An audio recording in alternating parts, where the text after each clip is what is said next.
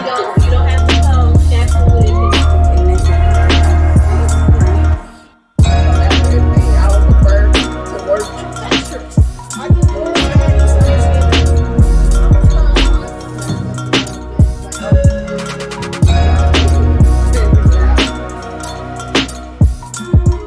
Hey y'all, welcome back to season 3 of Interviews of Alchemy, and I want to introduce y'all to artist, creative director, business owner, and entrepreneur. James Thigpen, or you can call me JT. All right, thank you for showing up on the show today. Absolutely. All right, so we're going to get right into it because I got a lot of questions for you. So when did you discover your eye for curation, and was this natural or was it developed?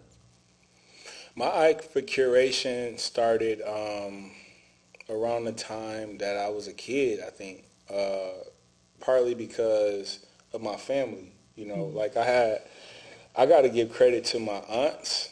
You know, I'm from the 80s. I always say I grew up in the 90s, though, because I grew up in the mid-80s. Okay.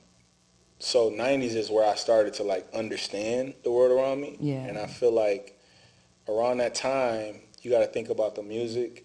You got to think about the culture. And it was rich. It was Teddy Riley. It was New Jack Swing. It was big sunglasses, fur coats. It was, you know, jewelry, red lipstick. You know what I'm saying? I just remember my aunts really being, like, really fabulous women. And I think that all came from my grandmother, which is, she is who, you know, before she passed, we would sit back and just, it'd be like late, because she went to sleep late. And we would look at magazines of seasons of clothing and things of that nature that came out and stuff like that. So I started to understand, like, oh, this is where I got that from. Because her home, even though it was a small home, she always had art everywhere. She curated her home a certain way, and she always taught me that no matter where you live, you make it a home. So I think that's where it really genuinely, if you go to her house to this day, you know, people are like, wow, because it's so detailed, it's so intricate, and she genuinely sat with me and, like, you know what I'm saying, gave me kind of the game on fabrics. And my grandmother was a master seamstress, so it's like, you know, fabrics and metals and things of that nature. It's like, it really gets me going. So yeah, no, you know, I think that my eye came, little did I know when I was a kid, you know, some people, like my sister is a chef. She learned how to cook. I learned how to, like, cook in a different way. Yeah. You know what I'm saying? Okay. Yeah. I love that. Yeah. And shout out to the matriarchs of our family, For our sure. grandmothers, because the impact they have, even when you're young, is a full You don't know circle. it. You don't know it. You know, the plants that they planting outside the home or whatever, like, you know, her garden. You don't even know that you are, like, getting set up to have a certain aesthetic around your home. Yes. Until you get older and you're like, dang, I'm doing this because that's what I remember grandma doing. So, yeah. That's beautiful. Thank you. You're welcome. So you said you had a great upbringing, which kind of goes against the stereotype of art being created from pain. Can you speak a little bit more about that? No, what's dope about that question is when I moved to Brooklyn, my first art show in Brooklyn was called Paint. But because I titled it, I don't know really why. It's just like, but I was on Driggs in Williamsburg, right before you get to Manhattan. It's the last stop, and I was cool with this one of my friends, man. This Asian girl named Brenda. You know, I don't know that. Oh, that's okay. But no, she was super cool. Took me under her wing in a way, and me and her would hang out all the time. And she was like, JT, you should just do an art show here, because I was painting all these pictures. But I was painting them because I couldn't find work, and I was just trying to get an outlet. I tried to find something, the cheapest thing I could do. And it was painting. And I'm not a painter. I went to school for these things, whatever, so I knew a little bit of certain things, whatever. And she had me come to her studio every day. She'd be like, I'm gonna be working, so just come up to the studio and just be my company. I did that like every day. That's fire. And that was off of Williamsburg, off Driggs. And I did a show with all the paintings that I did in her space, and it was called Paint. But the Pain was like different from the T or whatever. It was like cute. Yeah. Now I look at it, that's cute. At the time, it was like, yeah, man, I'm painting, you know, it's pain or not. I thought it was like the deepest shit ever. But nah, you know, yeah, I think, the question was about pain coming from art or whatever. Yeah. I think it's some significance to it. I feel like we be overdoing it. It's like comedians that's like, they got to be on drugs to be like, like life is just genuinely funny. Yeah. You know, stuff ain't that serious. And not all the time. Yeah. You know, but kudos to you if you could take something that's tragic and turn it into something that's beautiful. Absolutely. Yeah. That's alchemy. Yeah. Okay. Teaching me. So how did positivity shape your creativity? Positivity shaped my creativity based on the first moment I know. It's a piece that I created when I found like my kind of visual voice, where this is the dopest shit. Like, it was this woman that was, you know, in New York, you got this platform where you're going to catch a train, and you got another platform over here that's going the opposite way, right? And I'm looking at the people on the opposite end, and I'm seeing this girl, like, go to the sun and do this, like to the sun. And I thought, I was looking at first, like, what the fuck is she doing? Like, you know what I'm saying? Right. Like, it's a black girl, too. Yeah, real talk. It was like, it's a black girl. Like, what is she doing? And I was, like, watching her like this, like... You feel me? And I started peeping, like, oh, she is, like, genuinely bathing in the sun. Yeah. And I thought that was so beautiful. I was like, man, because specifically there, it's the concrete jungle, so it's all that's around you is, like, concrete, it's all these buildings, it's all this movement and stuff like that. So when I saw that, I'm like, dang, this person just took a break to, like, to acknowledge God, acknowledge like the sun, acknowledge nature, whatever like this, and we don't have no nature around us. And years later, I created a piece that I like replicated that moment, and I'll show it to you. But I think that's the positive. Like, you know what I'm saying? Everything don't come from pain. Like, it's a lot of moments where you start seeing or people do beautiful things, and you like, man. Another moment. This little boy, I'm working on this piece right now. I haven't finished it. It's been years I've been working on this because I just be procrastinating. But it's this little boy that I would come down to the platform to get on the train, and he'd be on the buckets. Yeah. Like just, you know what I'm saying? And one day, because I worked in music, and like, I'm talking about, like I seen him doing that, and then I seen him at another platform, like in like deeper in Brooklyn. He was, oh, okay. You know what I'm saying? So I'm looking at him like, okay, but you still whack. You feel me? And then one day I saw him on like 57th, I think it was the stop, and that's where I worked. I worked for Jazz at Lincoln Center at the time, so I worked with all these jazz musicians, so drummers, you know, wind instruments and stuff like that, and he was going in. Oh, that's fire.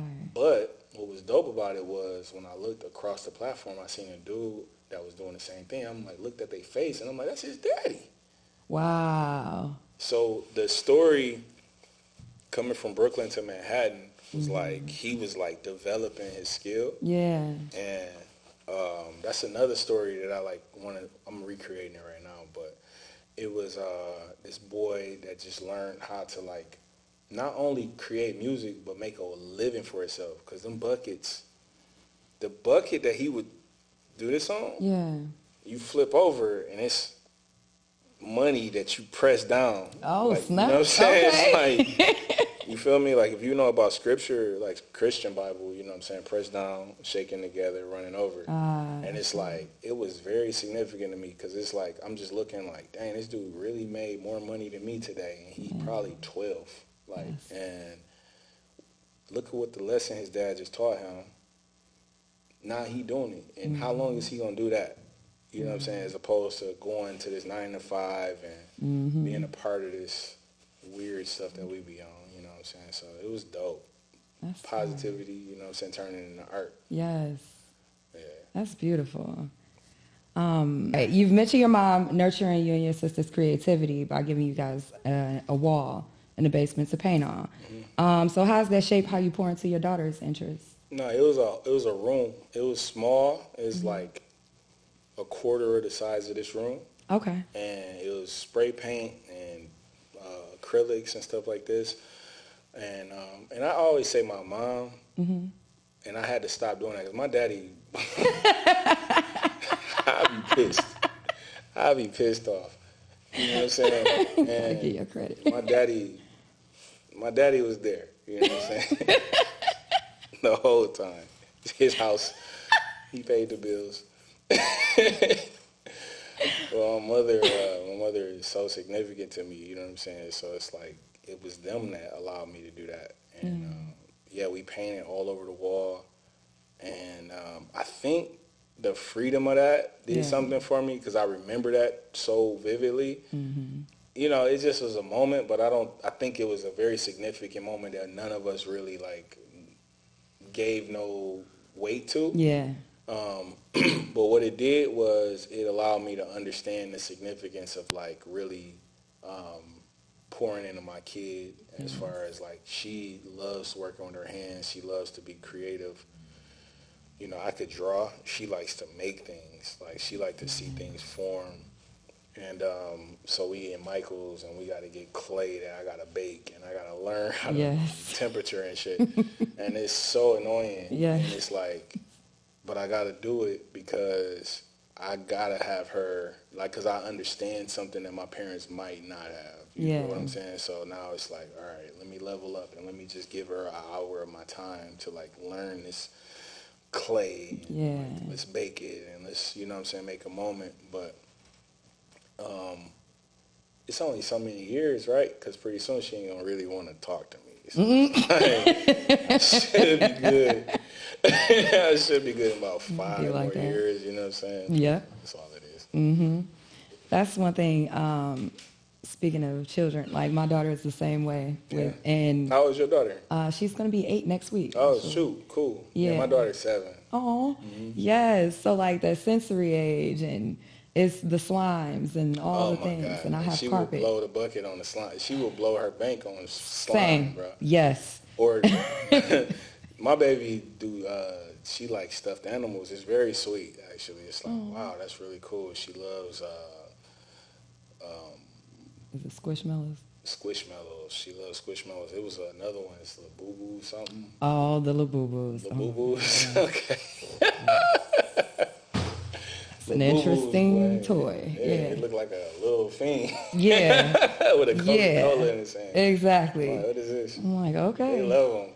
But she's in the Squishmallows and like she got a room full of like I had to build a you know what I'm saying, storage for her. Oh, nice. It's like she got so many stuffed fire. animals. I'm like, dang, like you really like these like that? Yeah. You should blow your bread on. Like, I give you money, you blow your bread on stuffed animals. That's all you want to do. All right, you got it. That used to be me in video games. So that part. You know? Like, I'm like, dang. So I did have a question, but you already answered it about your sister. And did she get into the creative space? Yeah. So man, my sister is so we don't talk a lot, but when we do, it's like we picked up where we left off as far as our humor is very similar. Like people think I'm very serious sometimes, you know what I'm saying? But she is extremely funny, man. My sister is, she's one of the people that is gonna guarantee, like, say something that's gonna make me laugh. We know movies, you know what I'm saying? Like movie quotes and stuff like that. Like certain movies, I could text her a line right now. I want to try this later on. You're gonna crack up, but I could text her a line in a movie and she'll respond, and it'll just make me laugh. You know, so I could send her a picture, and she know exactly, like, we really grew up together, so it's dope, like, to have her, but we went, like, I wouldn't say we went this way, but we went, like parallel, in parallel universes almost, and she chose cooking, so she works in the Grand Canyon, and she's been there for 15 years now, as a chef. I don't want to belittle her credentials, because I've elevated in my career, she's elevated in hers. And she does something that I'm not aware of. But it's pretty cool. And so I went to the Grand Canyon with my cousin Fudgy, and, you know what I'm saying, kicked it with my sister. And, you know, it's just good to see, like, she okay. You know what I'm saying? Because we grown, you know what I'm saying? We don't have to talk. But we do, you know, and she's doing okay. That's beautiful. I love that. Got to stay in touch with your siblings. So your support system, you spoke on your parents, your aunts, your grandmother, and how has that helped you and what you believe that you can do, your possibilities, your capabilities? Yeah, I think that my support system, how it helped my growth, I mean, it's the reason. Like, it's so crazy, because the reason that I'm like how I am with my kid and my little cousins, like, I can't give them the love that I want to. I can't always afford to, but I can afford the kid that I created.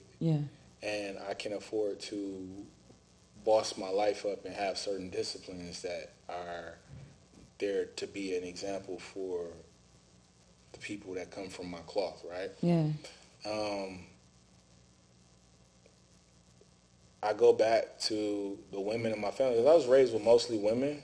The men, my dad, my uncles, my uncle who chose to be there too, by the way. Like, you know, my Uncle Sam, the younger men who taught me how to be a little bit more gritty and, like, be a little bit more street and have that understanding. Like, I had a well-rounded upbringing. That's fine. You know what I'm saying? Where it's like both sides of the family. Like, you have, you know, my dad's side, that, and it's not me being, like, trying to be something I'm not. It's just who I am. It's like, you know, it's the card game on Friday. Like, you know, people can look down on that stuff, but, like, I understand black culture so much because of it. I understand the music.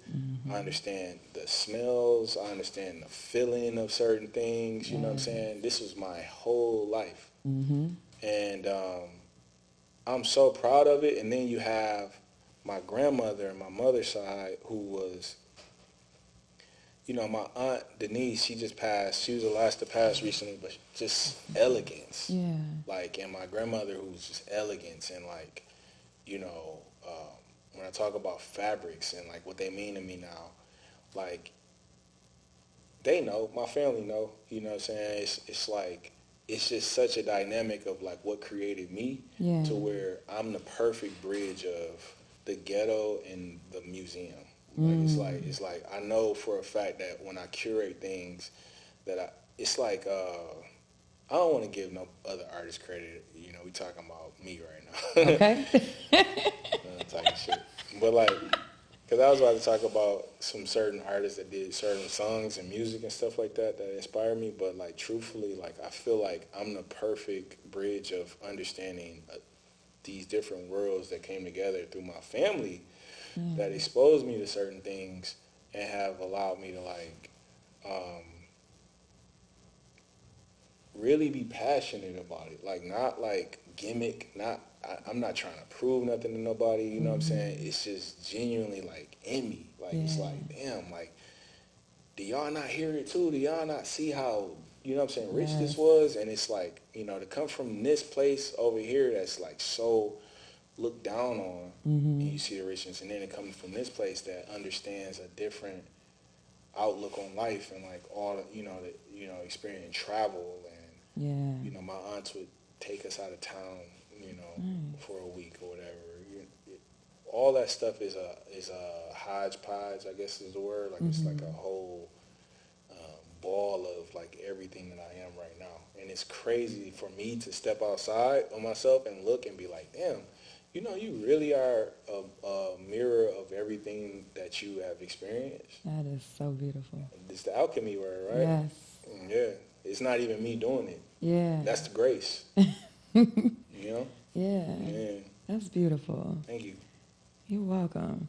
So, you've mastered telling many stories in one piece. What is that process like for you?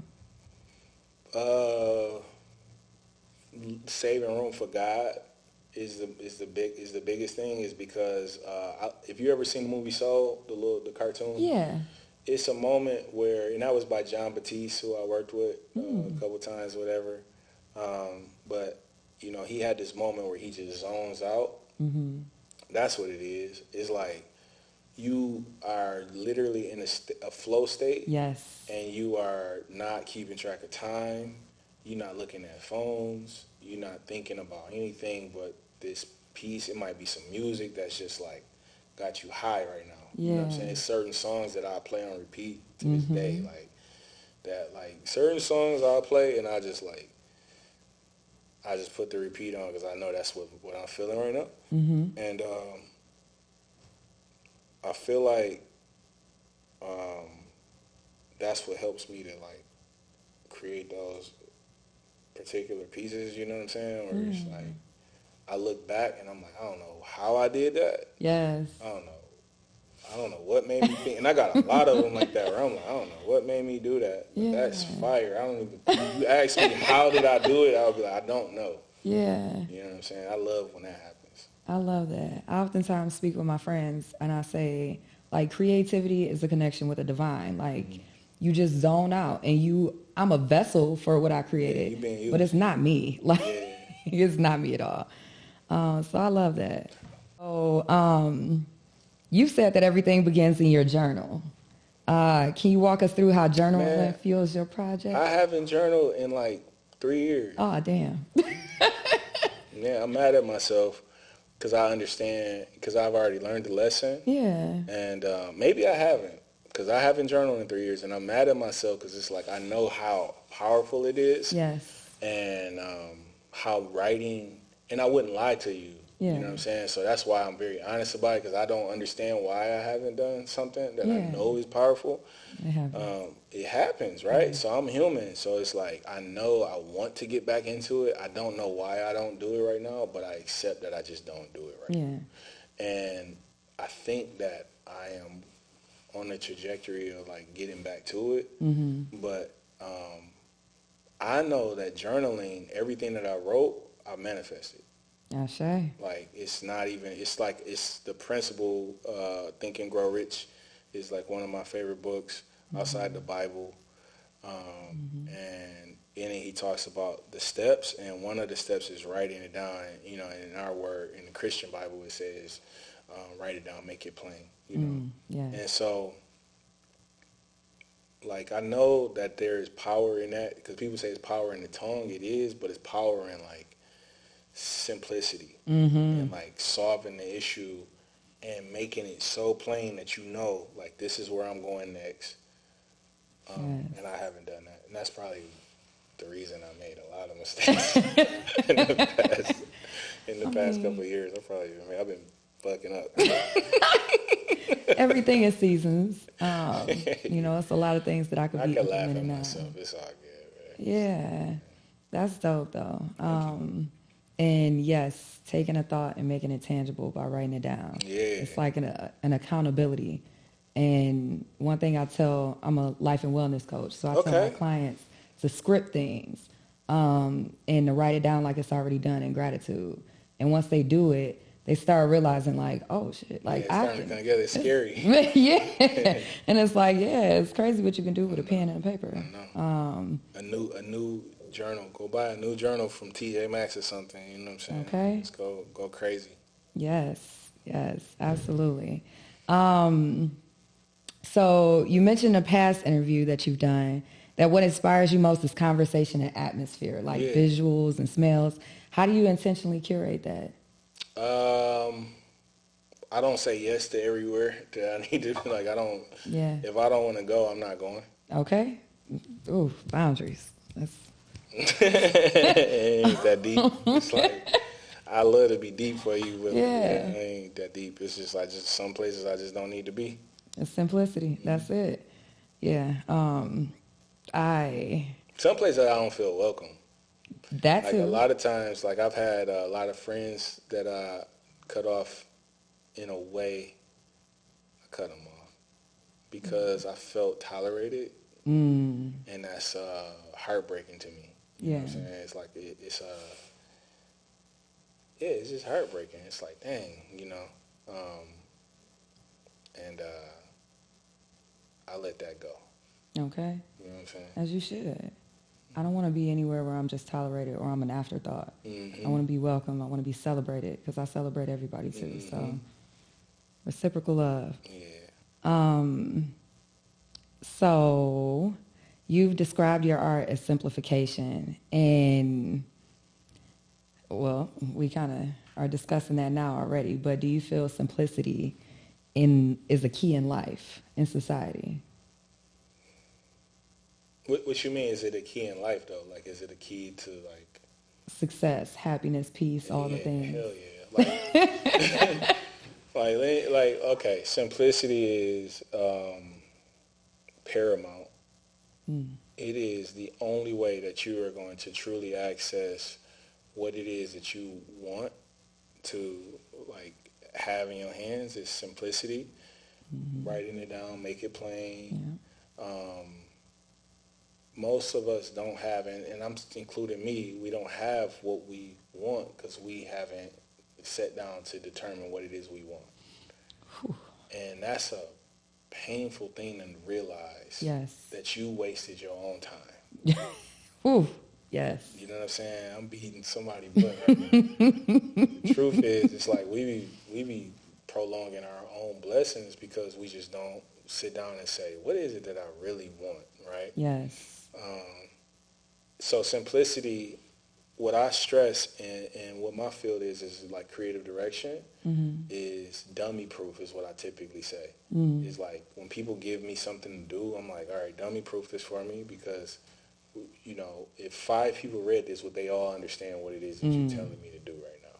I love that. And I was the one in college that would raise my hand in the room, but it's like, that's a hard position to be in. You don't want to feel like you're the one that's doing this, but when you do that, you start realizing that there's 6 people behind you that's like, yeah, I understand. Yep. I was wondering, and it's like, why do we do that? Like, what's it's ego, right? So let go of ego, simplify your life, and that's what my art specifically is where I learned that I'm a minimalist. I don't like when people over-explain certain things. I don't like my atmosphere to be very cluttered or whatnot. And it can look weird, and I acknowledge that. But even my art is very simplified, and it's because I just like to focus on the problem that needs to be solved. Yeah.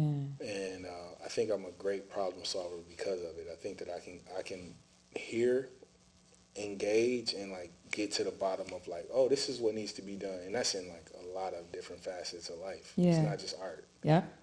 You know what I'm saying? Because I can hear like, oh, you tripping because of that. Okay, let's just remove this, and then y'all will be straight. Yes. I can hear it. People can't hear it. Mm-hmm. You know that. Distractions. It's a very loud world. Yes. And, art reflects life a lot of the time. And what I realize is, like your art, you have the focal point and then not a lot of distractions in the background. People don't want to be the focal point.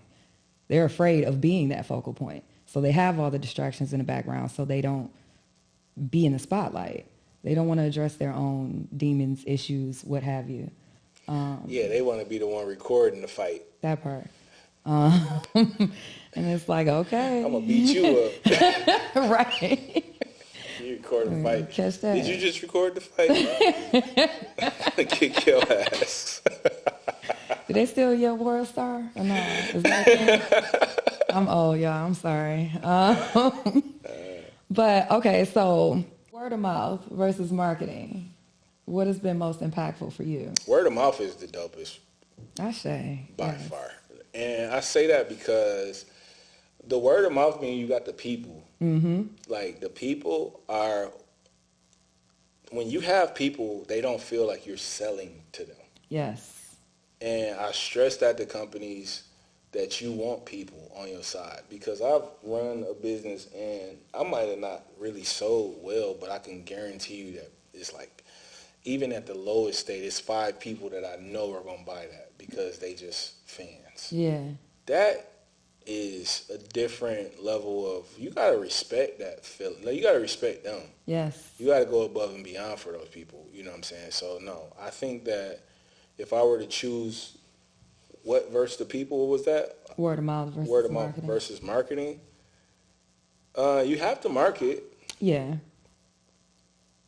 And I think the wider your net, the more you're going to get. But I think that the word of mouth means that you have the hearts. Yes. And that's a cult following. Yes. That's like, you know what I'm saying, we talking like hip-hop terms, because you know hip-hop. Absolutely. I found that out. I thought that was dope. But you know about Currency, the rapper? Yeah. Was one of my favorites. And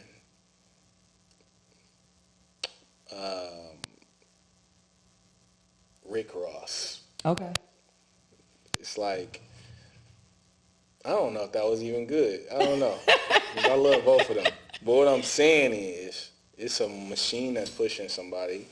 I shouldn't say that. I don't really know the logistics of that. I'm just saying a bigger artist, quote unquote. Yeah. And I'm saying somebody who looks like you don't really know what's going on. But if you in the know, you know that this is a really fire artist. Okay. New York opened you up personally and creatively. Can you share what changed in that season?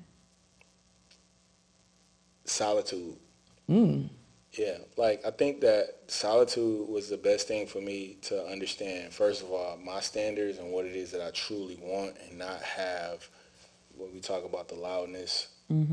Because I come from a small city and we have certain ways of doing things, and when I pulled away, I could say I can make my own decisions now. Like now you have to determine, you know, what is your integrity? Yeah. You know what I'm saying? My integrity might not look like yours. Yeah. Like certain things don't mean that I'm fake. It's just, this is what I would do. You wouldn't do that. Right. So I learned not to judge people. I learned to just be a loner at certain moments and like not really go with the crowd. I just learned to be a fan of myself a little bit more. Hey.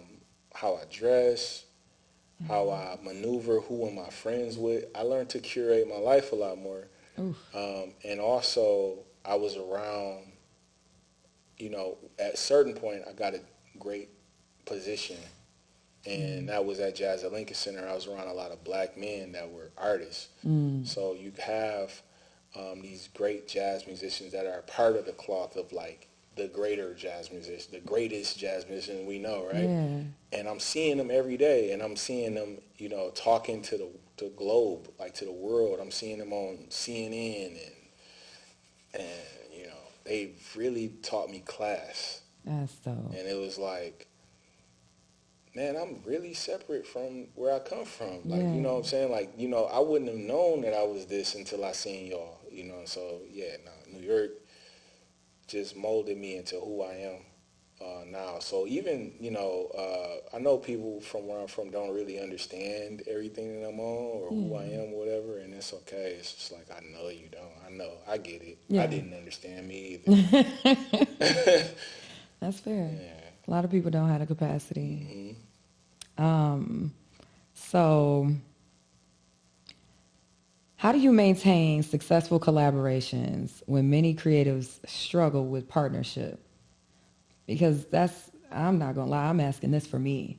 I keep it very authentic. You know, shout out to Zach, Z, Kareem, whatever you want to call you.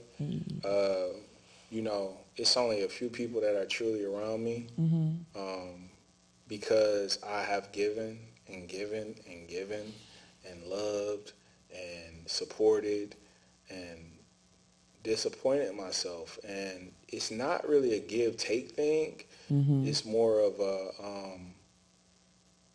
you just don't love me like I love you. Yeah. And it's hard, but it's got to be okay. You got to accept a lot of apologies you'll never receive. Mm-hmm. And again, that's very heartbreaking. But because I have certain people that I can say, hey, you know, what you up to? And they pour into me. Yeah. You know, and it's not an opportunity all the time. Sometimes it's just like, hey, you're doing good. Yeah. You know what I'm saying? I hope that answers your question. I got kind of lost in that. You know what I'm saying? It does. And I don't believe in being transactional, but I do love being reciprocal.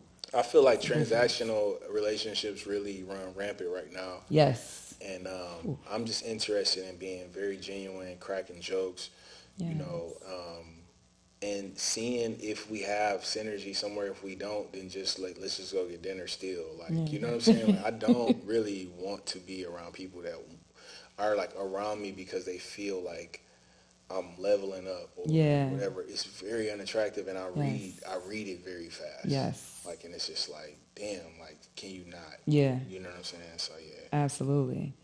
Have you faced season of burnout or creative drought? Yeah, right now. Oh, damn. Nah, I'm coming out of it. Like, I'm here with you. Like, you know what I'm saying? Like, I'm creating. Like, this is Love Conquers All. This is my baby right now. Hey. And I'm so excited about all the stuff that it's just lining up. It's like, when you start, God is like, all right, you ready? Let's go. You know what I'm saying? And it's people start, boom, boom, this person, this vendor, blah, blah, blah. So it's dope to see because I know we spiritual beings. Like, I know it, right? But it's crazy too. It's kind of like, wow, this is really working. But prior to, I was so burnt out. I'm talking about not a couple months. I'm talking about 3 years. Like, I haven't created, you know what I'm saying? I've been trying to figure this out. Like, why am I not able to? Like, am I procrastinating? The thing I would say to anybody that's suffering with that is, like, look where your energy is actually going, though. Because sometimes you really just sleeping on the fact that you've been creating in another arena because you so ready to, you just think that you are just so linear. You think that you are supposed to create this way, but you really are creating and you don't know, and you're not giving yourself enough credit. Meanwhile, I'm thinking I'm supposed to be doing this. Me and Zach in Canada shooting commercials. He'll tell you, like, he calling me like, JT, you know you can do this. Like, don't be scared. Like, I got you. Like, stop. You pissing me off. Like, you good. We gonna go out here. We gonna handle it, and we do, and we get an award. Meantime, I'm thinking I ain't did nothing with my art. I ain't did none of this stuff. And it's like, but you just went to Canada and created a whole piece. Okay. You know? So people,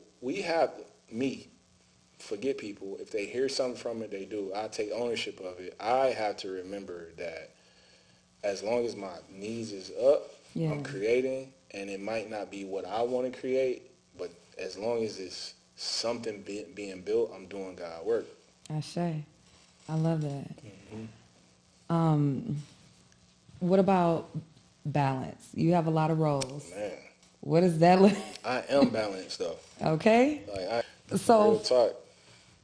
For art, how important is preserving and time stamping the culture? That's art. Like, I've been learning more about that as I've been, like, watching people and stuff, and, like, kind of creating is my why. And I'm starting to understand because wherever I travel, I try to go to a museum too. And I'm understanding that, like, art is not for you, bro. Like, you are creating, you are time stamping. Yes. You are showing people when you are gone, you are showing them what it was like while you were here. You know what I'm saying? That's deep. It ain't that deep. It's very surface. It's very surface. Like, nigga, this is what we doing this for. It's like, you know, what is that poem about? What is that rap? So if you look at rap right now, we're seeing a shift. We're seeing people starting to get a little tired of drugs. Yes. We're seeing people starting to get a little tired of certain things. So. What's the best advice you've ever received? I know I've heard something.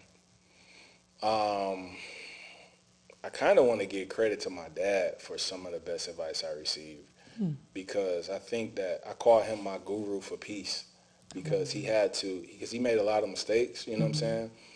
He was always there. He's still there. I called him on my way here, but he had to forgive himself so much. And I think that because of that, I would have to give him credit for possibly giving me some of my greatest advice. What sentence? Like, I don't really know. I can't give you no dynamic shit right now. Like, I don't know. But he told me some cold stuff in my life where it's just like, yeah, bro, that was dope. I would have to give it to my dad. I love it. I love those people who can be a North Star. Yeah, he is. That's fire. What advice do you have for young artists and creatives who want to build something meaningful? Find out who you are. I think is the biggest thing, is like find yourself. Like don't go into the boardroom dressing the way you think that you should dress. You know what I'm saying? Don't get a tattoo too fast because you think you're tough or some shit. Like, just find yourself and just like find out what you like. Find out what your music taste is, your food. What do you love to do? What do you like to try? Do you like to travel? Like, find yourself.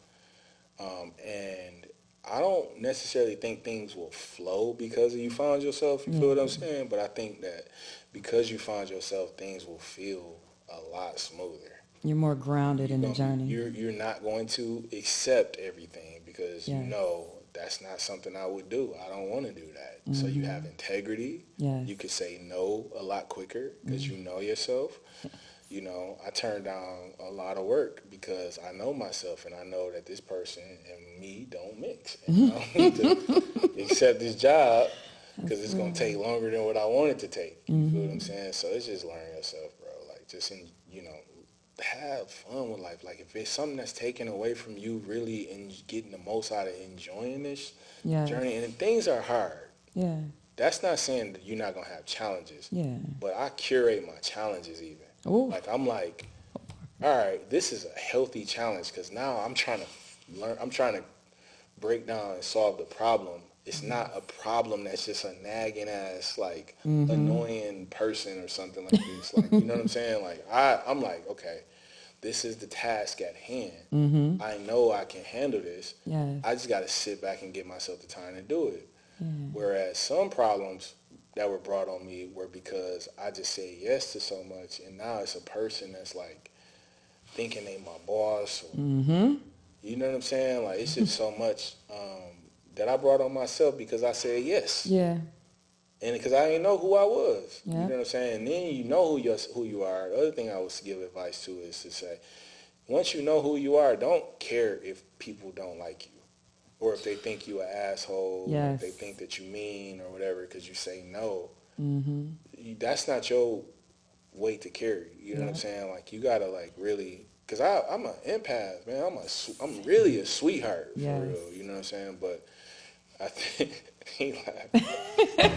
I be sad, like, I was too mean to this person, or I was said this the wrong way. Bro, let it go, dog. You can't please everybody. Okay. You know what I'm saying? Literally.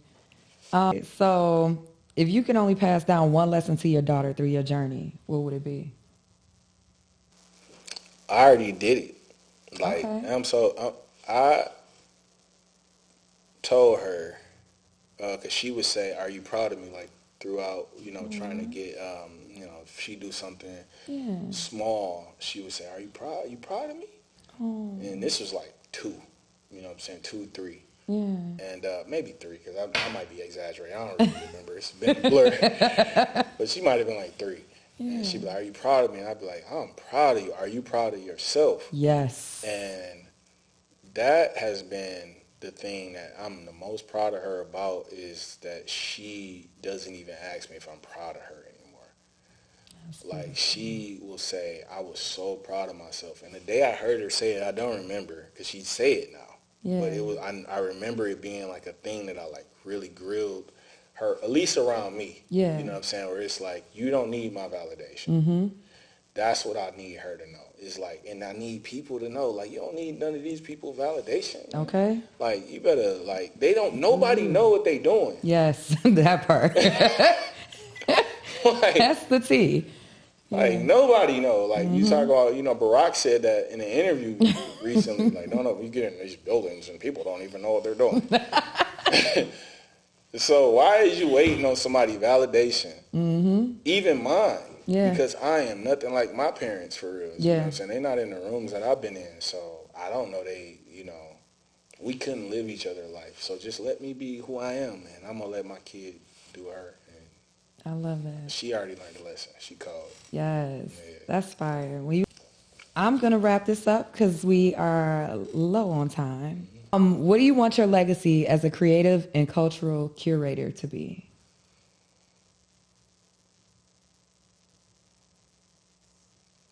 Man, that question it's going to evolve over time.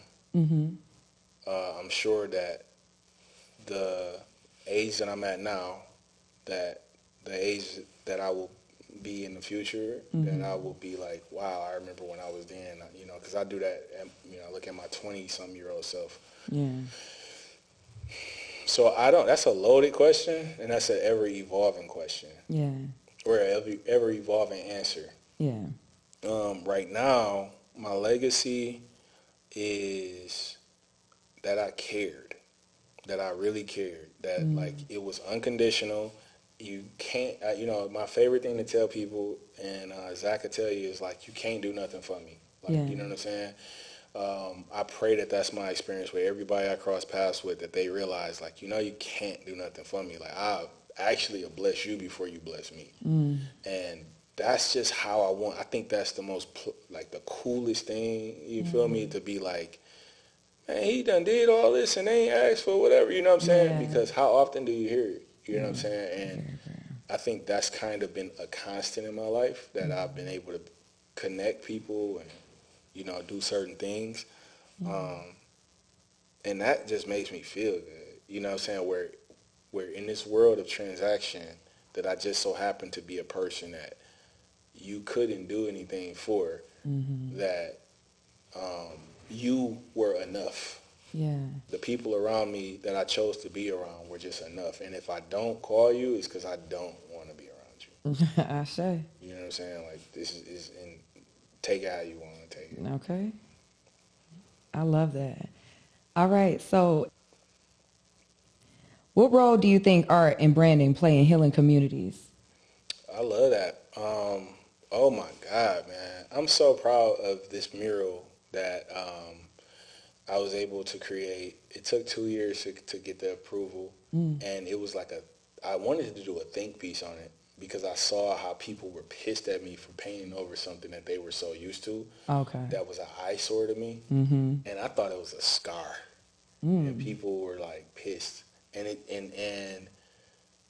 But they weren't going to change it or update it or upgrade it or nothing like that. And it was like, dang, there's so much richness of like the concept of a community and what we could do as Black people for ourselves. There's so many layers to this, right? And over the course of 3 days, I seen people's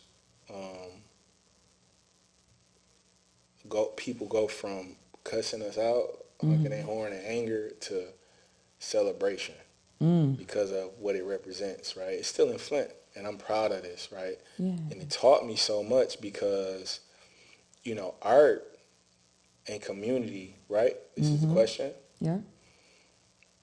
It's a mirror to ourselves. It shows us who we are. It shows us, I think that it gives us the permission to do right.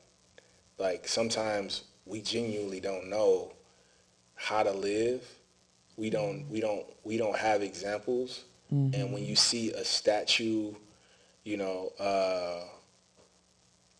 of a monumental figure and this man carrying his baby and holding his wife, don't that feel good? Yeah. So, art is very significant. I'm just aware that my God don't look like the one that I've been put. So every time we pass, when we go into Flint, 20 minutes out of Flint, since my baby was a kid, we look at the mirror. I say, "Who is that?" And she say, "I don't know." Why? Because Jesus looked like me. Okay. She said she will tell you this. Like she said, and it's important to me because I was raised not because my parents was like, didn't think, they just didn't know to tell me that. And I was in school learning all this art that don't look like me. And I'm like, why every city I go to, this art don't look like me? Very long way of me saying that it's so important that art reflects the people that it's serving. Yeah. And it's a big responsibility. And if you choose to take on that responsibility, you have to put a message out there that is going to be bigger than yourself, that even if they don't know who you are, that you got to think about all the people that are going to see that and what it is they're going to do for them moving forward. I love that. I pray I answered your question. I know I got way more to say, but definitely like that was a great question. Thank you. Yeah, for sure. Thank you. What are we on time? It's like 2 minutes, 1 minute? 1 minute? Okay. Well, I just want to say thank you for being here. Yeah, my pleasure, on man. This was show. fun. Thank you to Full View Productions for allowing us to use their space to record this episode. So y'all see me here soon. Yeah, again. no, and shout out to Zach Kareem. Call him Z. This was a heavy, not heavy, this was a pivotal person in my puzzle, I guess, and I'm putting together. Yeah. Zach is very much behind the scenes often, but, he's the reason that we were able to, have access and do things here at Full View. You could use this. I'm going to use this later. Okay. But, no, Zach is a person that, is a bridge for me in my career, a champion of sorts that's allowed me to say, hey, you can do this. I think like I talked about the Canada situation, it's not that I don't believe in myself. It's just that when it's like Noah or like any other figure, it's not that they didn't fear, it's that they were brave and they went, but you got to have certain people around you that's like, you can do it. Yes. And so we went to Canada and earned an award, but with this even, being in Full View and being comfortable and feeling at home, it's all because of a certain human being that, I just would be remiss to not acknowledge, you know what I'm saying, this person, and just be like, nah, bro, like, you did that. I really appreciate it. Yes. So I love that. Well, thank you so much. Thank you. Thank you. This was fire. Your time. Thank you. Yeah. We don't do this often. I'm grateful. I'm grateful. And I'll see y'all in the next episode. Ciao. Sure.